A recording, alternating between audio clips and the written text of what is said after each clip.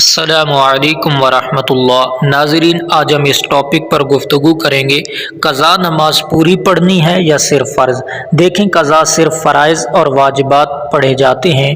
اگر فجر کی قضا آپ نماز پڑھ رہے ہیں تو آپ فجر کی 2 رکعت فرض قضا پڑھیں گے، اور اگر ظہر پڑھ رہے ہیں تو ظہر کی 4 رکعت فرض قضا پڑھیں گے۔ عصر ہے تو عصر کی 4 رکعت فرض قضا پڑھیں گے۔ مغرب ہے تو 3 رکعت فرض کی قضا آپ پڑھیں گے، اور اگر عشاء ہے تو عشاء کی پہلے آپ 4 رکعت فرض کی قضا پڑھیں گے، اور پھر 3 رکعت وتر جو واجب ہیں ان کی قضا پڑھیں گے۔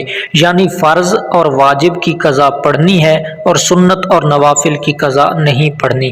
اور یہاں پر ایک مسئلہ بھی یاد رکھیں کہ اگر آپ کی اسی دن کی فجر کی قضا ہے جس دن آپ پڑھ رہے ہیں، اور زوال کے وقت سے پہلے آپ پڑھ رہے ہیں، مثلا 11-12 سے پہلے پڑھ رہے ہیں، زوال کے ٹائم سے پہلے پڑھ رہے ہیں اسی دن کی فجر کی قضا، تو پھر آپ 2 سنتیں بھی پڑھیں گے اور 2 فرض بھی پڑھیں گے۔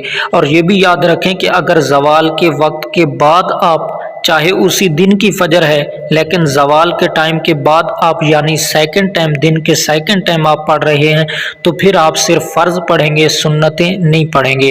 اور اگر آپ مکمل ایک دن کی قضا پڑھنے جا رہے ہیں، یعنی جس کو قضائے عمری بھی کہا جاتا ہے، تو پھر آپ ایک دن کی 20 رکعت پڑھیں گے، چاہے ایک ہی وقت پڑھیں۔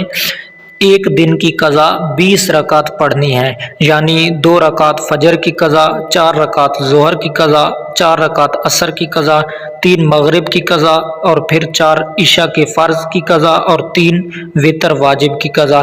یہ 20 رکعت بنتی ہیں ایک دن کی قضا۔